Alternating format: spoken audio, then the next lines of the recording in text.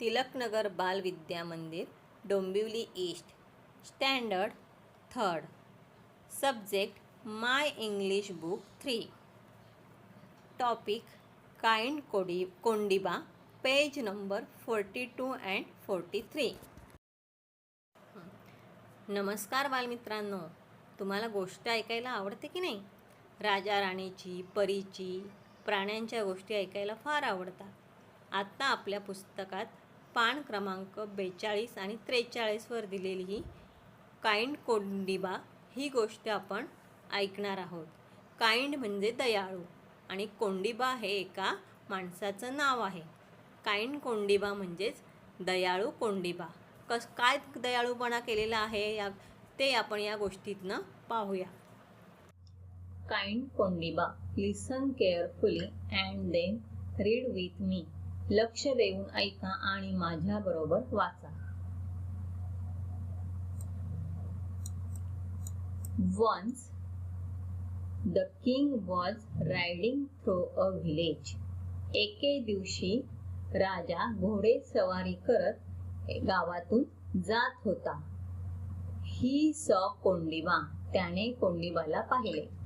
Kondiba was digging a hole. Kondiba एक hole खणत होता. हे बघा इथे चित्रामध्ये कोंडिबा जमिनीमध्ये होल खणताना दिसत आहे. King said, Good morning Kondiba.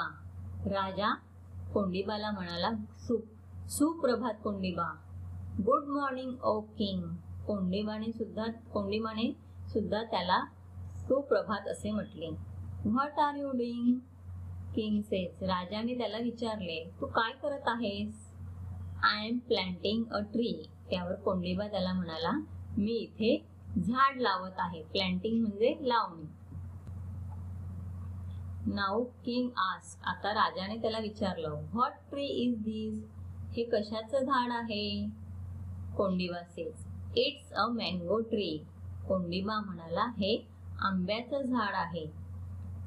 King again ask, when will it bear fruit? याला फळे केव्हा लागतील? Kondiba says, after many many years. Kondiba म्हणाला, खूप खूप वर्षांनंतर. Kondiba, you look so old. राजा म्हणाला, कोंडिबा, तू खूप म्हातारा दिसत आहेस. What use is this tree to you then? मग तुला या झाडाचा काय उपयोग होईल? कोंडिबा सेज. आता कोंडिबा काय म्हणाले बघा. O king, I am not planting this tree for myself. मी हे झाड माझ्यासाठी लावत नाहीये. I am planting it for others. मी हे इतरांसाठी, दुसऱ्यांसाठी लावत आहे. After many years other people will come here. खूप वर्षांनंतर इथे इतर लोक येतील. They will sit in the shade. Shade means सावली. In shade of this tree. ते या झाडाच्या सावलीत बसतील. They will get the mangoes. आणि त्यांना या झाडाचे आंबे मिळतील.